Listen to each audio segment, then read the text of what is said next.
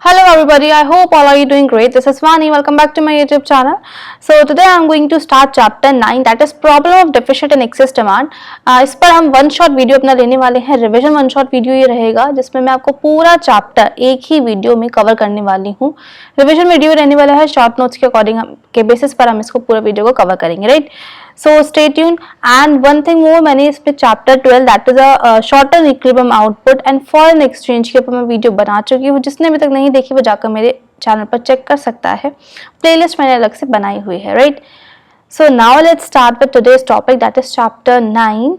Problem of deficit and excess demand. Important chapter है, बहुत सारे क्वेश्चन इसमें इंपॉर्टेंट बनते हैं. मैं बताऊंगी कि क्या क्या टॉपिक इंपॉर्टेंट रहने वाले हैं, क्या क्या पर्टिकुलर सेक्शंस में हम आपको बताने वाली हूँ कि किस टाइप से आपको अपना पूरा आंसर राइटिंग करनी होगी इन पर्टिकुलर टॉपिक से जो भी इंपॉर्टेंट रहेंगे, राइट.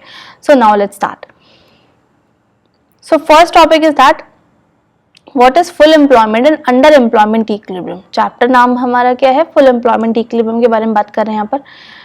तो फुल एम्प्लॉयमेंट की अगर हम बात करें तो वो कब होता है, जब एग्रीगेट डिमांड एग्रीगेट सप्लाई के इक्वल होता है. देखो normally equilibrium level of output हमें कहाँ पर डिटरमाइन होगा, जहां पर aggregate demand aggregate supply equal होंगे. अब एडीएएस की इक्वल तो है. इस इक्विलिब्रियम लेवल पर दो टाइप के इक्विलिब्रियम हमारे पास आते हैं. First is full employment equilibrium and second is under employment equilibrium, right.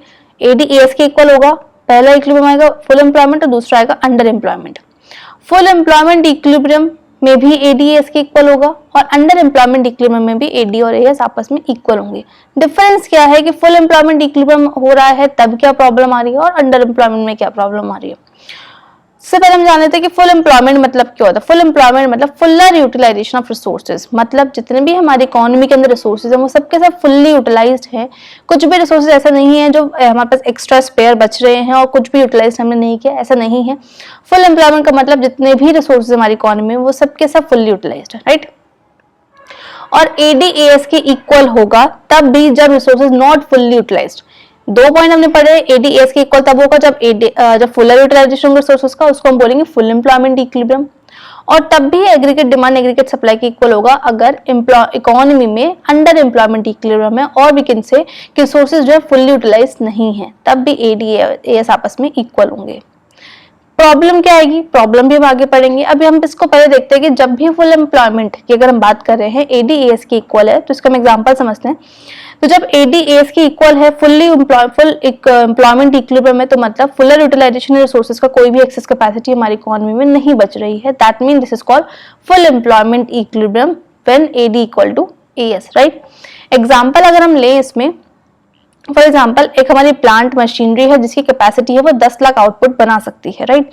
और प्लांट प्रोडक्शन कैपेसिटी मतलब जो हमने प्लान करी है प्रोडक्शन करने के लिए, मतलब एग्रीगेट सप्लाई. एएस जो हमने प्लान करा है प्रोडक्शन करने के लिए वो भी हमने कितना करा है, 10 लाख की प्रोडक्शन करने के लिए हमने प्लान करा है. किस साल हम 10 लाख का आउटपुट प्रोड्यूस करेंगे. साथ ही साथ जो एग्रीगेट डिमांड है, जो लोग डिमांड कर रहे हैं कंज्यूमर्स, वो भी कितना कर रहे हैं, 10 लाख की ही डिमांड कर रहे हैं. अब देखो कैपेसिटी भी इतनी थी, कितनी, 10 लाख की, मतलब रिसोर्सेज हमारे पास 10 लाख के हैं, राइट. प्लान जो कर रहा है प्रोडक्शन करने के लिए वो भी कितना है, 10 लाख है. और डिमांड भी हम जो इकोनॉमी में की जा रही है वो कितनी की जा रही है, 10 लाख. तो यहाँ पर एडीएस तो आपस में इक्वल हो गए, aggregate demand aggregate supply equal हो गए. और जो रिसोर्सेज थे हमारे पास 10 लाख के, मतलब कैपेसिटी जो थी 10 लाख की वो भी फुल्ली यूटिलाइज, जितना कैपेसिटी है उतनी ही सप्लाई हो रही है और उतनी ही डिमांड हो रही है. मतलब यहाँ पर एडीएस के इक्वल हो गया और साथ ही साथ रिसोर्सेज जो फुल्ली यूटिलाइज हो रहे हैं, कोई भी एक्सेस कैपेसिटी नहीं बच रही है. तो इसका मतलब ये कौन सा इक्विलिब्रियम होगा, फुल एम्प्लॉयमेंट इक्विलिब्रियम होगा, राइट. तो ये है फुल एम्प्लॉयमेंट इक्विलिब्रियम की बात. अब अगर हम बात करें अंडर एम्प्लॉयमेंट इक्विलिब्रियम की तो इसमें क्या होगा, अब कैपेसिटी कितनी है हमारे पास, वही सेम 10 लाख की है कि एक जो मशीनरी प्लांट अगर हम लगाते हैं तो 10 लाख का आउटपुट प्रोड्यूस करती है. तो रिसोर्सेज हमारे पास इतने हैं जो कि 10 लाख का आउटपुट वो बना सकती है, कैपेसिटी इतनी है. जो प्रोड्यूसर ने प्लान करा है प्रोडक्शन करने के लिए इस बार वो कितना करा है, 8 लाख, राइट. और जो एग्रीगेट सप्लाई है, एग्रीगेट सप्लाई हो गई, प्रोड्यूसर ने जो प्लान करा है 8 लाख. जो एग्रीगेट डिमांड है वो कितनी है, 8 लाख. अब प्रोड्यूसर ने प्लान क्यों करा है 8 लाख का, क्योंकि मार्केट में जो डिमांड चल रही है, डिमांड के अकॉर्डिंग ही सप्लाई होगी. तो मार्केट में डिमांड चल रही है वो कितनी है, 8 लाख की ही डिमांड हो रही है, क्योंकि हमें कहाँ पहुंचना है, इक्विलिब्रियम लेवल पर पहुंचना है. तो एडीएस को हमें इक्वल लाना है. तो एग्रीगेट डिमांड 8 लाख है, इस वजह से प्रोड्यूसर ने प्लान भी कितना करा, 8 लाख ही करा। तो यहाँ पर एडी तो एएस के आपस में इक्वल हो गया, AD equal to AS 8 lakh का, कि 8 लाख का डिमांड है और 8 लाख की सप्लाई होगी, तो एडी एएस तो आपस में इक्वल हो गए।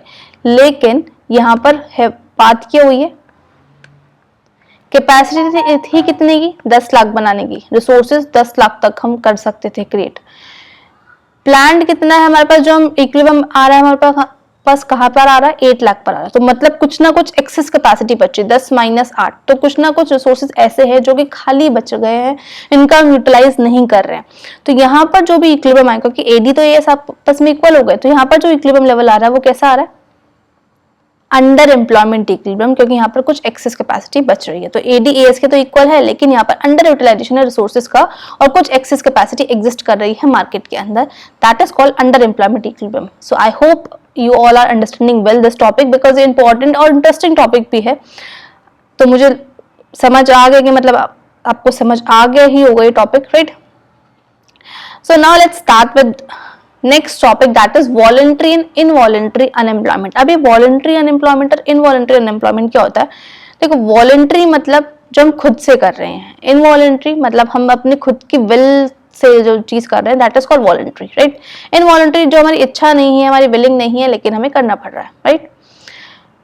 तो वॉलंटरी अनएम्प्लॉयमेंट, अनएम्प्लॉयमेंट है बेरोजगारी, तो वॉलंटरी अनएम्प्लॉयमेंट मतलब नॉट विलिंग टू वर्क, हमारे इच्छा है कि हम काम नहीं करना चाहते, मेरी खुद से इच्छा है कि मैं काम नहीं करना चाहती, that is called voluntary unemployment, कि मैं खुद से अपने घर में बैठ रही हूँ, मुझे नहीं करना है, that is called voluntary unemployment.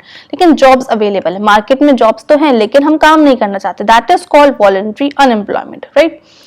Next involuntary unemployment क्या होता है, इनवॉलंटरी अनएम्प्लॉयमेंट क्या होता है, जहां पे विलिंग टू वर्क, आप काम तो करना चाहते हो, इच्छा है आपको, मेरे को इच्छा तो है मुझे काम करना है, लेकिन जॉब्स अवेलेबल नहीं है मार्केट के अंदर, that is called involuntary unemployment. तो ये बेसिक डिफरेंस होता है वॉलंटरी और इनवॉलंटरी अनएम्प्लॉयमेंट के बीच में।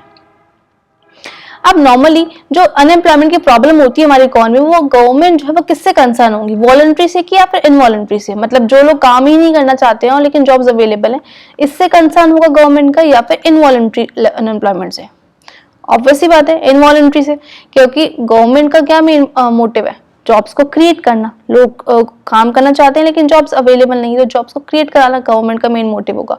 तो गवर्नमेंट का मेन कंसर्न किससे होगा, इनवॉलंटरी अनएम्प्लॉयमेंट से। तो प्रॉब्लम ऑफ अनएम्प्लॉयमेंट किससे रिलेट करती है, involuntary unemployment, not voluntary unemployment. तो ये एक बेसिक सा टॉपिक है आपके बुक में, that is voluntary and involuntary unemployment. तो क्या होता है वो मैं आपको समझा चुकी हूँ। नेक्स्ट इसमें टॉपिक रहता है दैट इज फुल एम्प्लॉयमेंट। अब फुल एम्प्लॉयमेंट क्या होता है, फुल एम्प्लॉयमेंट हमने अभी बात करी है, फुल यूटिलाइजेशन ऑफ रिसोर्सेज, और we can say full utilization of resources पढ़ा है, वही चीज इसमें यहाँ पर आएगी, when all those people who are willing to work at existing wage rate and are getting work. मतलब वो सारे लोग जो काम करना चाहते हैं एक एग्जिस्टिंग वेज रेट पर और उनको काम मिल रहा है, तो उसको हम क्या बोलेंगे, फुल एम्प्लॉयमेंट। मतलब जितनी डिमांड है लेबर की उतनी ही सप्लाई हो रही है लेबर की, तो जितनी डिमांड उतनी सप्लाई लेबर की, तो ये क्या हो गया हमारे पास, फुल एम्प्लॉयमेंट। मतलब जितनी मार्केट में लेबर है उतनी ही सप्लाई हो रही है, या फिर जितने लोगों की डिमांड की जा रही है लेबर्स की उतनी ही सप्लाई हो रही है। तो डिमांड और सप्लाई जब इक्वल होगी लेबर्स की, that is called full employment. जितने लोग हैं उतनों को ही काम मिल रहा है, that is called full employment. कोई भी खाली नहीं बैठा है, तो इसको हम बोलेंगे फुल एम्प्लॉयमेंट। अब यहाँ पर एक क्वेश्चन आता है, इसमें नोट मैंने डाला हुआ है, ये क्वेश्चन इंपॉर्टेंट बेस में आपसे 2 मार्क्स में 3 मार्क्स में पूछ भी सकते हैं कि फुल एम्प्लॉयमेंट का मतलब ये नहीं है कि जीरो इनवॉलंटरी अनएम्प्लॉयमेंट होगा। इनवॉलंटरी अनएम्प्लॉयमेंट क्या था, हमने अभी पीछे पढ़ा था, वो लोग जो काम तो करना चाहते हैं लेकिन जॉब्स अवेलेबल नहीं है, तो उसको हमने इनवॉलंटरी अनएम्प्लॉयमेंट बोला था। तो फुल एम्प्लॉयमेंट का मतलब ये नहीं है कि जीरो इनवॉलंटरी अनएम्प्लॉयमेंट है, कि मार्केट में ऐसा है ही नहीं कि कोई ऐसा बंदा है कि जो सबके सब काम कर रहे हैं, ऐसा नहीं होगा। कुछ ना कुछ लोग फिर भी इकोनॉमी में अनएम्प्लॉयड रहेंगे, राइट। अभी हमने पढ़ा फुल एम्प्लॉयमेंट क्या है, जहां पर demand for labour supply of labour equal होगा। फुल एम्प्लॉयमेंट है, फुल यूटिलाइजेशन रिसोर्सेज का, फुल्ली एम्प्लॉयड है, जितनी डिमांड है उतनी सप्लाई है।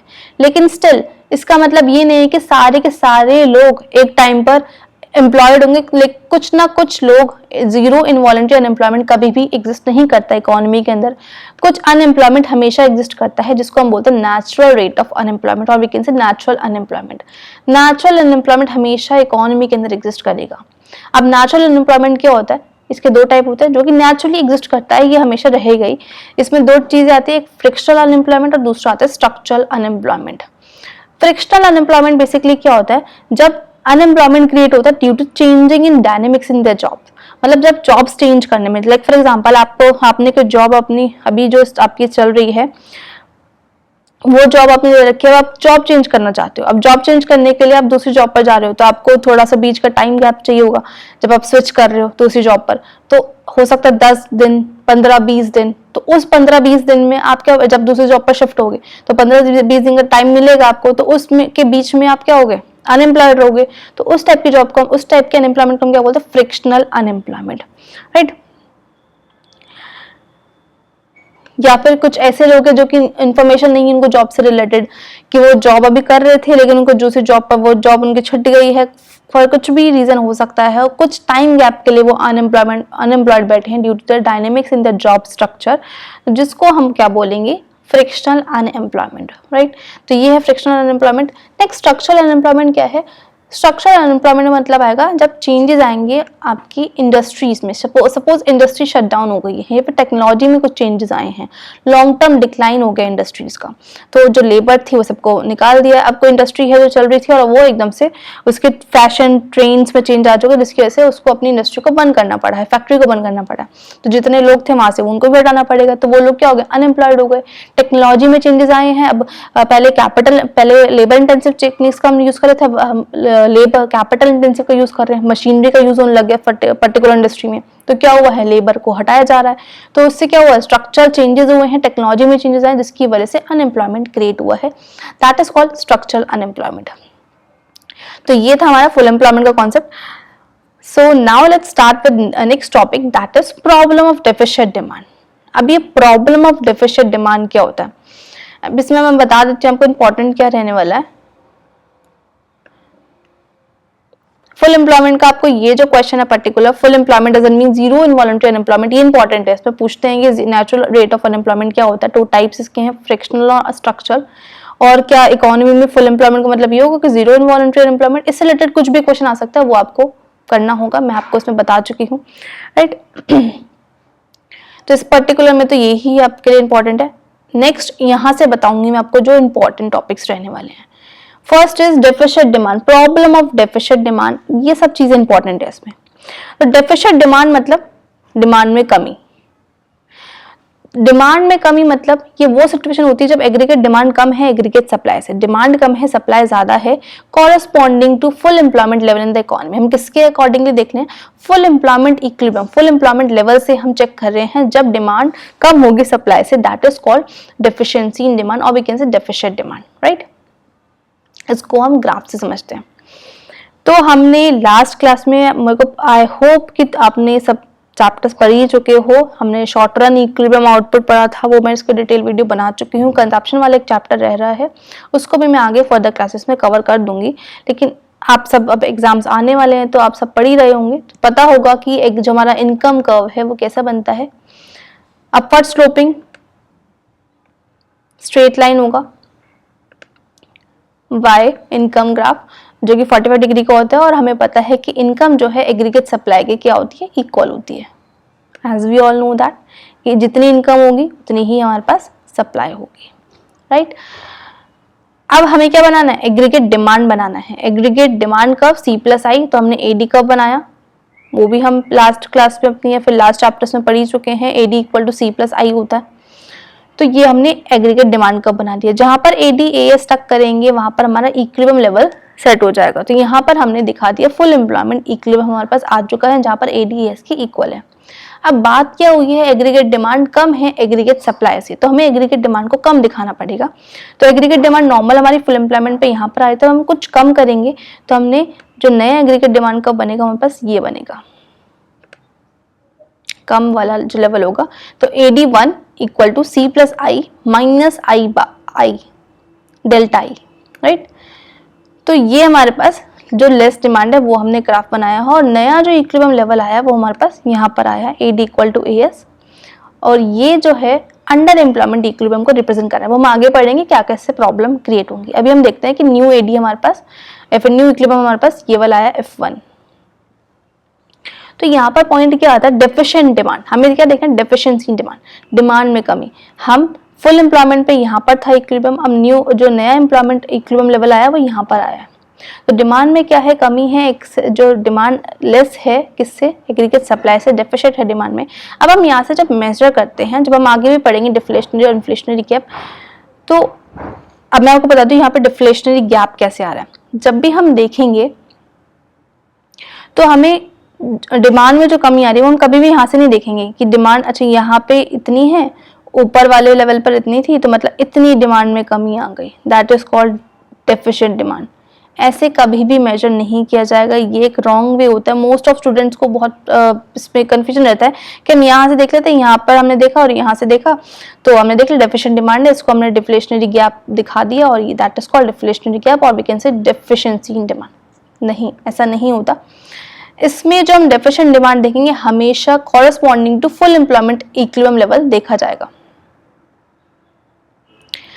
फुल एम्प्लॉयमेंट यहाँ पर लिखा है ना, corresponding to full employment equilibrium level in the economy. Full employment से हम मेजर करेंगे, फुल एम्प्लॉयमेंट लेवल ये था, फुल एम्प्लॉयमेंट से इतना जो पार्ट है ये है किसका, डेफिशिएंट डिमांड का, इतनी कमियां। हम कभी भी यहाँ से मेजर नहीं करेंगे, हम हमेशा फुल एम्प्लॉयमेंट से देखेंगे, फुल एम्प्लॉयमेंट से कितना डिमांड कम है, तो इतना डिमांड कम है। ये जो गैप आ रहा है इसको हम बोलेंगे डिफ्लेशनरी गैप, और we can say deficient demand और डेफिशिएंसी इन डिमांड। तो ये है पूरा ग्राफ का कॉन्सेप्ट। इंपॉर्टेंट है, ग्राफ आपको डायरेक्ट ऐसे पेपर में बनाना होगा, तो इस ग्राफ को अच्छे से पढ़कर जाना। राइट, डेफिशिएंट डिमांड आपसे पूछा है तो आप ये लिखोगे पूरा कि सिचुएशन होती है जब एक्सेस डिमांड कम है सप्लाई से, और ये लाइन लिखनी जरूरी है। अगर आप ये लाइन नहीं लिखोगे मार्क्स डिडक्ट होंगे, और आपको ये ग्राफ बनाना होगा, इसको अच्छे से समझ लेना। ये समझ आई क्या होगा कि हम कभी भी यहाँ से मेजर नहीं करेंगे डेफिशिएंट डिमांड को, हमेशा फुल एम्प्लॉयमेंट से देखा जाए कितनी डिमांड में कमी होगी। तो ये था डेफिशिएंट डिमांड के कॉन्सेप्ट। नेक्स्ट इसमें आता है कॉजेस क्या हैं डेफिशिएंट डिमांड के, डिमांड में कमी आने के क्या रीजन है। लास्ट चैप्टर्स में कंजप्शन वाला चैप्टर आपने पढ़ा होगा सबने, तो इसमें कंपोनेंट्स ऑफ एग्रीगेट डिमांड आते हैं कि डिमांड किससे बढ़ती है, या फिर डिमांड कंपोनेंट्स के किस किस से हम डिमांड को मेजर करते हैं। तो AD equal to C plus I plus G plus X minus M, हम इससे मेजर करते हैं। तो कंजप्शन, इन्वेस्टमेंट, गवर्नमेंट एक्सपेंडिचर और एक्सपोर्ट माइनस इम्पोर्ट। कंजप्शन अगर बढ़ेगा तो डिमांड बढ़ती है। हम ये बात करें डेफिशिएंट डिमांड की हो रही है, अगर कंजप्शन कम होगा तो डिमांड कम होगी, रिडक्शन इन डिमांड। इन्वेस्टमेंट कम होगा तो एग्रीगेट डिमांड कम होगी, गवर्नमेंट एक्सपेंडिचर्स कम होंगे तो डिमांड कम होगी। एक्सपोर्ट अगर बढ़ेंगे, एक्सपोर्ट डिमांड कम की बात करें, एक्सपोर्ट कम होंगे तो डिमांड कम होगी। इंपोर्ट्स बढ़ेंगे, डिमांड बढ़ेगी। टैक्सेस अगर बढ़ेंगे तो डिमांड हमारी क्या होगी, कम होगी। क्यों, अगर टैक्सेस बढ़ेंगे तो हमारे पास जितना इनकम का ज़्यादा पार्ट हमारे पास टैक्सेस में जा रहा है, हमारे पास कम डिस्पोजेबल इनकम बच रही है। डिस्पोजेबल इनकम मतलब वो पार्ट जो टैक्सेस देने के बाद जो इनकम बचती है, that is called disposable income. वो हमारे पास कम बच रही है तो हम कंजप्शन कम करेंगे, मतलब वही चीज़ डिमांड हम कम कर रहे हैं। तो ये कुछ बेसिक रीजन होते हैं जिसकी वजह से डिमांड जो है डेफिशिएंट में जाती है। नेक्स्ट टॉपिक इस पर आता है कॉन्सिक्वेंस क्या होंगे डेफिशिएंसी इन डिमांड के। तो फर्स्ट कॉन्सिक्वेंस होगा अंडर एम्प्लॉयमेंट इक्विलिब्रियम। अभी हमने यहाँ पर देखा है कि जो हमने देखा AD/AS के इक्वल तो हो गया, लेकिन ये तो हमारा फुल एम्प्लॉयमेंट हमने देख लिया, यहाँ पर फुल एम्प्लॉयमेंट आ रहा है, तो फुल एम्प्लॉयमेंट इक्विलिब्रियम आ रहा है। लेकिन यहाँ पर जो हमारा नया इक्विलिब्रियम लेवल यहाँ पर आया है, तो ये वाला इक्विलिब्रियम लेवल हमें आउटपुट यहाँ पर, नया आउटपुट यहाँ पर है, तो हम इतना बना सकते थे। कैपेसिटी हमारे पास यहाँ तक है 10 लाख बनाने की, लेकिन हम कितना बना रहे हैं, ओनली 8 लाख बना रहे हैं। क्यों, क्योंकि डेफिशिएंसी है डिमांड में। तो ये क्या है, जो इक्विलिब्रियम आया है यहाँ पर कैसे इक्विलिब्रियम है, अंडर एम्प्लॉयमेंट इक्विलिब्रियम आ रहा है। तो ये एक बहुत बड़ा कॉन्सिक्वेंस होगा डेफिशिएंट डिमांड का। नेक्स्ट अनसोल्ड स्टॉक, अगर एग्रीगेट डिमांड कम है, एग्रीगेट सप्लाई ज्यादा है। सप्लाई ज्यादा है, बेचने वाले बहुत हैं, लेने वाले कम है। सामान बहुत ज्यादा है लेकिन लेने वाले कम है, तो जो सामान है वो बचा रह जाएगा, बिकेगा नहीं। जिसका क्या रीजन होगा, अनसोल्ड स्टॉक बिकेगा नहीं। राइट, इसको कवर अप करने के लिए क्या करेंगे हमने शॉर्ट टर्म इक्विलिब्रियम वाले चैप्टर में पढ़ा था। प्रोड्यूसर फर्दर फ्यूचर में प्लान करेगा कि वो सप्लाई कम करे, प्रोडक्शन कम करे, प्रोडक्शन कट तब तक करेगा जब तक AD/AS के इक्वल नहीं हो जाता। तो ये कुछ बेसिक कॉन्सिक्वेंस आते हैं। सेकेंड कॉन्सिक्वेंस क्या है? लॉस ऑफ प्रॉफिट, प्रॉफिट में कमी होना। अब जब सामान बच जाएगा, सामान बिकेगा नहीं, तो प्रोड्यूसर को प्रॉफिट नहीं होगा, तो प्रॉफिट में लॉस होगा। ये एक बहुत बड़ा रीजन है डेफिशिएंट डिमांड का। Next deflationary gap. Deflationary gap अभी हमने देखा कौन सा होगा? जब डिफरेंस होगा between planned AD and full employment AD. Full employment AD और प्लान्ड एडी के बीच में जो भी डिफरेंस होता है, that is called deflationary gap. There is a difference between, ये था हमारा प्लान्ड एडी, ये था हमारा फुल एम्प्लॉयमेंट एडी, और ये हमारा प्लान्ड एडी, ये हमारा प्लान्ड एग्रीगेट डिमांड है। इनके बीच में जो भी डिफरेंस है, that is called deflationary gap. क्योंकि यहाँ पर हमने प्लान इतना किया है, प्लान इतना क्यों किया? क्योंकि मार्केट में डिमांड ही सिर्फ इतनी की है, तो जो इनके बीच में डिफरेंस होगा, that is called deflationary gap. तो ये था डेफिशिएंट डिमांड का concept. Next is excess demand. Wait, excess demand. Excess demand क्या होता है? ये वो सिचुएशन होती है, जस्ट अपोजिट होगा हमारा डेफिशिएंट डिमांड का। ये वो सिचुएशन होती है जब एग्रीगेट डिमांड ज्यादा है एग्रीगेट सप्लाई से, कॉरेस्पॉन्डिंग टू फुल एम्प्लॉयमेंट। हम यहाँ पर देखेंगे फुल एम्प्लॉयमेंट से डिमांड कितनी ज्यादा है सप्लाई से, that is called excess demand situation, जब एडी ज्यादा होगा सप्लाई से। तो नॉर्मली वही ग्राफ है हमारे पास सेम। हमने इनकम कर्व बनाया, वाई पर स्लोपिंग स्ट्रेट लाइन होगा, एक्स एस के इक्वल होगा।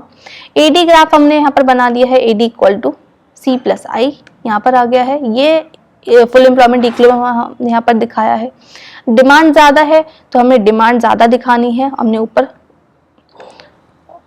अपवर्ड स्लोपिंग एक और एग्रीगेट डिमांड का ग्राफ बनाया है, क्योंकि डेल्टा आई इंक्रीज हो रहा है।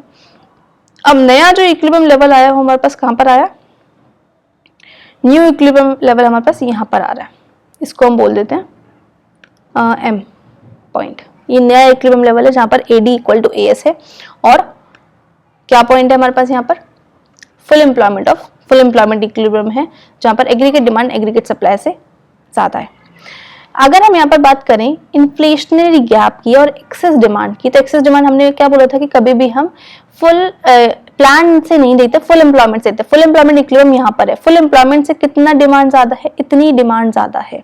तो ये जो गैप आ रहा है, that is called excess demand, और we can say inflationary gap. इसको हम बोलेंगे इन्फ्लेशनरी गैप और एक्सेस डिमांड। कभी भी हम यहाँ से ये जो नया इक्विलिब्रियम लेवल आया है, इससे मेजर नहीं करेंगे कि हम यहाँ से यहाँ पर देख लेते हैं, अच्छा ये एक्सेस डिमांड है। नहीं, ये गलत कॉन्सेप्ट हो जाएगा। हमें हमेशा कहाँ से देखना है? फुल एम्प्लॉयमेंट लेवल ये था, फुल एम्प्लॉयमेंट इक्विलिब्रियम, उससे कितना गैप आ रहा है, कितना डिफरेंस आ रहा है, इसको हम बोलेंगे इन्फ्लेशनरी गैप और एक्सेस डिमांड की सिचुएशन। तो ये वो ग्राफ है।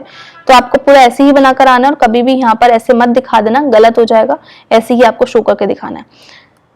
नेक्स्ट कॉजेस क्या है? सेम इज जो हमने उसमें पढ़े थे डेफिशिएंट डिमांड में, जो हम सब चीजें रिड्यूस करते हैं, यहाँ पर हम सब चीजें इंक्रीज कर देंगे। कंजप्शन बढ़ेगा तो एग्रीगेट डिमांड बढ़ेगा, जितना हम कंजप्शन करेंगे उतनी क्या होगी? प्रोड्यूसर प्लान करेगा प्रोडक्शन करने के लिए, इन्वेस्टमेंट बढ़ेगा, ज्यादा इनकम क्रिएट होगी, डिमांड बढ़ेगी। गवर्नमेंट खर्चा करेगी तो क्या होगा? डिमांड क्रिएट होगी लेबर्स की, लेबर का एम्प्लॉयमेंट मिलेगा, उससे फर्दर क्या बनेगा? उनके पास इनकम आएगी तो वो डिमांड करेंगे, कंजप्शन करेंगे। एक्सपोर्ट बढ़ने से भी क्या होगा? एग्रीगेट डिमांड क्रिएट होगी। इम्पोर्ट कम है, इम्पोर्ट कम होने से, क्योंकि इम्पोर्ट का मतलब कि हम दूसरी कंट्री से डिमांड कम कर रहे हैं, तो डिमांड दूसरी कंट्री के गुड्स की डिमांड कम हो रही है, अपनी कंट्री के गुड्स की डिमांड बढ़ा रहे हैं, इसका मतलब। तो डिमांड, एग्रीगेट डिमांड ऑटोमेटिकली बढ़ेगी। नेक्स्ट टैक्सेस कम होंगे। जब टैक्सेस कम होंगे हमारे पास डिस्पोजेबल इनकम ज्यादा बचेगी, हम ज्यादा डिमांड करेंगे। तो ये कुछ कॉजेज हैं किसके? एक्सेस डिमांड के। नेक्स्ट कॉन्सिक्वेंस आते हैं इसमें एक्सेस डिमांड के। तो एक स्टैटिक जीडीपी, फर्स्ट कॉन्सिक्वेंस क्या? Static GDP. इसका मतलब क्या है स्टैटिक जीडीपी का? कि यहाँ पर हमने देखा कि हमारे पास इक्विलिब्रियम लेवल, नया इक्विलिब्रियम लेवल हमारे पास यहाँ पर आ गया है। तो इसका मतलब आउटपुट पहले हमारे पास अगर 100 बन रहा था, अब तो यहाँ पे 200 बनेगा, क्योंकि नया इक्विलिब्रियम लेवल है। लेकिन ऐसा नहीं है, क्योंकि हमने पढ़ा है फुल एम्प्लॉयमेंट इक्विलिब्रियम।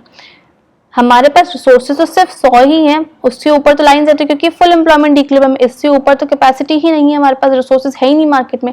तो आउटपुट कैसे बना सकते हैं इससे ऊपर? जितने 100 की कैपेसिटी थी 100 ही बनेगा, 200 तो नहीं बना सकते, क्योंकि रिसोर्सेज है ही नहीं मार्केट में, 100 ही रिसोर्सेज थे हमारे पास। तो ये जो आगे का रेट बढ़ रहा है, आगे का जो आउटपुट बढ़ रहा है, वो एक्चुअली में आउटपुट नहीं बढ़ रहा है। वो उससे क्या होगा? लोग डिमांड ज्यादा कर रहे हैं, तो उससे होगा क्या? 100 बना सकते थे लेकिन लोग डिमांड करें 200 की, तो उससे क्या होगा? इन्फ्लेशन क्रिएट होना स्टार्ट हो जाएगा। तो ये एक कॉन्सिक्वेंस होगा। जीडीपी जो है वो तो 100 ही रहेगी, जीडीपी फर्दर नहीं बढ़ेगी, और साथ ही साथ स्टैटिक जीडीपी क्रिएट हो जाएगा, जीडीपी उतनी ही रहेगी। प्रॉफिट कम होगा। प्रॉफिट क्यों कम होगा? क्योंकि अब क्या है, डिमांड ज्यादा है और सप्लाई कम है। जब डिमांड ज्यादा है, बेचने के लिए सामान ही नहीं है, तो लोग क्या करेंगे, बेच ही नहीं पा रहे हैं, तो उनको प्रॉफिट कम होगा। Next, wage price spiral. ये कैसे होगा? जब प्रोडक्ट कम है और लेने वाले बहुत हैं, तो प्रोडक्ट कम है, तो सप्लायर क्या करेगा, उस टाइम पे अपने चीजों के प्राइसेस बढ़ा देगा।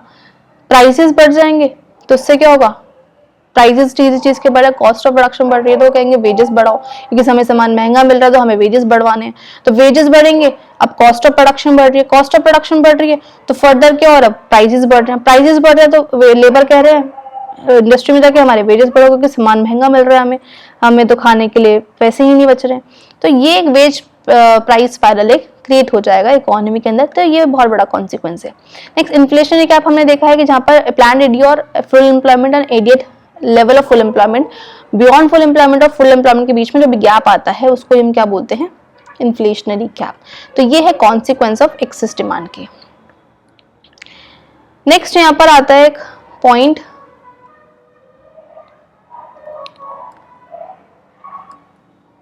measures to correct excess demand and deficit demand.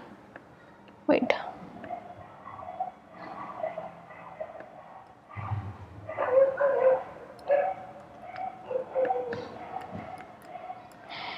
अब एक्सेस डिमांड और डेफिसिट डिमांड को करेक्ट करने के लिए कुछ मेजर्स होते हैं। तो गवर्नमेंट ने कुछ मेजर्स चलाए हैं। First is monetary policy, fiscal policy. इन दो पॉलिसी से एक्सेस डिमांड और डेफिसिट डिमांड की सिचुएशन को करेक्ट किया जा सकता है। हम बात करें इकोनॉमिक स्टेबिलिटी की, तो इकोनॉमिक स्टेबिलिटी का ये वो सिचुएशन होती है जब इकोनॉमी चाहती है कि ना तो बहुत ज्यादा एक्सेस डिमांड हो, वो भी बेकार है क्योंकि हमने भी पढ़ लिया है, ना ही डेफिसिट डिमांड हो इकोनॉमी के अंदर, वो भी चीज बेकार है। दोनों चीजें हम पढ़ चुके हैं, कॉन्सिक्वेंस हम पढ़ चुके हैं। तो हमें इकोनॉमी को स्टेबलाइज कराना है, ना तो एक्सेस डिमांड हो ना ही डेफिसिट डिमांड हो। तो कैसे इसको करेक्ट किया जा सकता है? तो इसके लिए दो पॉलिसी होती है। First is monetary policy and second is fiscal policy. Monetary policy central bank formulate कराती है, फिस्कल पॉलिसी गवर्नमेंट फॉर्मुलेट कराती है, right. Monetary policy central bank मतलब आरबीआई रेगुलेट कराती है, और फिस्कल पॉलिसी को budgetary policy and revenue expenditure policy भी कहा जाता है, जो कि गवर्नमेंट रेगुलेट कराती है अपने बजटरी पॉलिसीज के अकॉर्डिंग। नेक्स्ट, मॉनेटरी पॉलिसी में मनी सप्लाई इफेक्ट होती है, और फिस्कल पॉलिसी में जो गवर्नमेंट के रेवेन्यू एक्सपेंडिचर्स होते हैं उनको मैनेज करके एक्सेस डिमांड और डेफिसिट डिमांड की सिचुएशन को करेक्ट किया जाता है। तो ये चैप्टर का ये जो पॉइंट पूरा बेसिक मैं आपको बता रही हूँ, ये इंपॉर्टेंट है, फिस्कल और मॉनेटरी दोनों ही पार्ट। अगर हम बात करें फिस्कल पॉलिसी से कैसे गवर्नमेंट करेक्ट करा सकती है एक्सेस और डेफिसिट डिमांड की सिचुएशन को, तो ये कुछ फिस्कल पॉलिसी है गवर्नमेंट की। First is government expenditure. Excess अगर डिमांड है तो हमें डिमांड को क्या करना है, कम करना है। तो उस टाइम पे गवर्नमेंट अपने खर्चे कम कर देगी। जब गवर्नमेंट अपने खर्चे कम करेगी तो उससे क्या होगा, suppose government road, stamp, bridges नहीं बना रही है, तो उस टाइम पे क्या होगा, वही गवर्नमेंट के खर्चे हैं। तो अब वो चीज नहीं बनी तो गवर्नमेंट लेबर नहीं लेकर आ रही, एम्प्लॉयमेंट जनरेट नहीं हो रहा। अब जब लेबर नहीं है उनके पास इनकम नहीं है, उनको एम्प्लॉयमेंट नहीं मिलता तो इनकम नहीं होगी, इनकम नहीं होगी तो वो डिमांड नहीं करेंगे। तो अल्टीमेटली जो एक्सेस डिमांड की सिचुएशन है वो करेक्ट हो रही है। डेफिसिट डिमांड की सिचुएशन में गवर्नमेंट क्या करेगी, अपने खर्चे बढ़ा देगी, रोड, स्टैम्प, ब्रिजेस बनवाएगी, जिससे वो लेबर को भी लेके आएंगे, वो लेबर काम करेंगे तो उनको एम्प्लॉयमेंट मिलेगा, उनको पैसे आएंगे तो वो डिमांड करेंगे, तो डेफिसिट डिमांड की सिचुएशन करेक्ट हो जाएगी। तो ये दो चीजें की जाती हैं एक्सेस और डेफिसिट में। Next, taxes government excess demand में कम बढ़ा देगी। अब जब टैक्सेस बढ़ा देगी तो लोगों के पास कम पैसा बचेगा, कम डिस्पोजेबल इनकम बचेगी, लोग का डिस्पोजेबल इनकम कम है तो वो खर्चा कम करेंगे, तो एक्सेस डिमांड की सिचुएशन करेक्ट हो जाएगी। नेक्स्ट, डेफिसिट डिमांड के टाइम में क्या होगा, गवर्नमेंट टैक्सेस को कम कर देगी, उनके पास उनका पैसा रहने दो, डिस्पोजेबल इनकम के पास ज्यादा बचेगी, वो ज्यादा डिमांड करेंगे, डेफिसिट डिमांड की सिचुएशन करेक्ट हो जाएगी। Next, public boring. Government public boring बढ़ा देगी एक्सेस डिमांड में। पब्लिक बोरिंग मतलब गवर्नमेंट लोगों से पैसा लेगी, सारा गवर्नमेंट का पैसा, सारा लोगों का पैसा गवर्नमेंट के पास आ जाएगा। अब लोगों के पास पैसा नहीं तो वो डिमांड कहां से करेंगे, एक्सेस डिमांड की सिचुएशन करेक्ट हो जाएगी। डेफिसिट डिमांड में गवर्नमेंट पब्लिक बोरिंग कम कर देगी, लोगों का पैसा लोगों के पास रहने दो, तुम डिमांड करो, डेफिसिट डिमांड की सिचुएशन को करेक्ट करो, गवर्नमेंट उनका पैसा नहीं लेगी। Boring from RBI. Excess demand की सिचुएशन में गवर्नमेंट जो है आरबीआई से बोरो कम करेगी। आरबीआई से बोरो कम करेगी तो उनके पास पैसा जब नहीं होगा तो वो डिमांड नहीं क्रिएट कर पाएंगे, इकोनॉमी में पैसा नहीं होगा तो लोगों अपनी डिमांड क्रिएट नहीं कर पाएंगे, जिससे एक्सेस डिमांड की सिचुएशन को करेक्ट किया जाएगा। और डेफिसिट डिमांड में आरबीआई से बोरो करेगी गवर्नमेंट। जब आरबीआई से बोरो करेंगे या फिर गवर्नमेंट हम बोल सकते हैं, आरबीआई से जब बोरो करेंगे तो मनी सप्लाई बढ़ेगी, इकोनॉमी में पैसा आएगा जिससे लोग डिमांड करेंगे। तो ये कुछ क्राइटेरियाज हैं जिससे हम एक्सेस डिमांड और डेफिसिट डिमांड की सिचुएशन को करेक्ट कर सकते हैं ड्यूरिंग फिस्कल पॉलिसी। गवर्नमेंट की ये 4 फिस्कल पॉलिसी के कंपोनेंट्स रहते हैं। नेक्स्ट आता है मॉनेटरी पॉलिसी। ये हमने बैंकिंग वाले चैप्टर में पढ़ा हुआ है, सेम वही चीजें हैं, वही सिनेरियो रहेगा यहाँ पे, बस हमें एक्सेस और डेफिसिट को सही करना है। वही चीज इन्फ्लेशन और डिफ्लेशन के जैसे, बैंक रेट रेपो रेट बढ़ा दिया जाएगा एक्सेस डिमांड के टाइम पर और फॉल कर दिया जाएगा डेफिसिट डिमांड के टाइम पर, राइट। रिवर्स रेपो रेट बढ़ा दिया जाएगा एक्सेस और डेफिसिट के टाइम पर फॉल कर दिया जाएगा। इसको सिर्फ यहाँ से भी आप टेबल ही पढ़ लेना किस टाइम पे क्या किया जाएगा, इसको मैं बहुत डिटेल में आपको बैंकिंग वाले चैप्टर में पढ़ाऊंगी। तो ये वाला एक पूरा ओवरव्यू मैंने आपको दे दिया है। मॉरल सुएशन की अगर हम बात करें तो एक्सेस डिमांड में रिस्ट्रिक्ट कर दिया जाएगा और डेफिसिट में लिबरल कर दिया जाएगा। सेम क्रेडिट रेशनिंग में इंट्रोड्यूस कर दिया जाएगा एक्सेस डिमांड में और डेफिसिट डिमांड में विड्रॉ कर दिया जाएगा। तो ये है पॉइंट। दूसरा, मैंने इस पर्टिकुलर टॉपिक पर भी वीडियो डाली हुई है अपने यूट्यूब चैनल पर, आप वहां पर भी जाकर देख सकते हो, बहुत डिटेलिंग में वीडियो है वो, तो वहां पर भी आपको समझ आ जाएगी और उसको आप इससे रिलेट करो, फिर एक्सेस और डेफिसिट डिमांड में कैसे करेक्ट करोगे। टेबल मैंने आपको दे दी है जिससे आपको पूरा समझ में आ जाएगा रिविजन नोट्स के अकॉर्डिंगली। सो ये हमारा पूरा चैप्टर रहता है आज का। आई होप आप सबको समझ आया हो अच्छे से। So thanks for watching and don't forget to like and subscribe my channel. And one thing more is that कि इन्फ्लेशन और डिफ्लेशनरी गैप से रिलेटेड भी मैं एक वीडियो बना रही हूँ जिसमें मैं आपको पूरा आंसर राइटिंग बताऊंगी, किस टाइप से आपको पूरा वीडियो का आंसर लिखना होगा।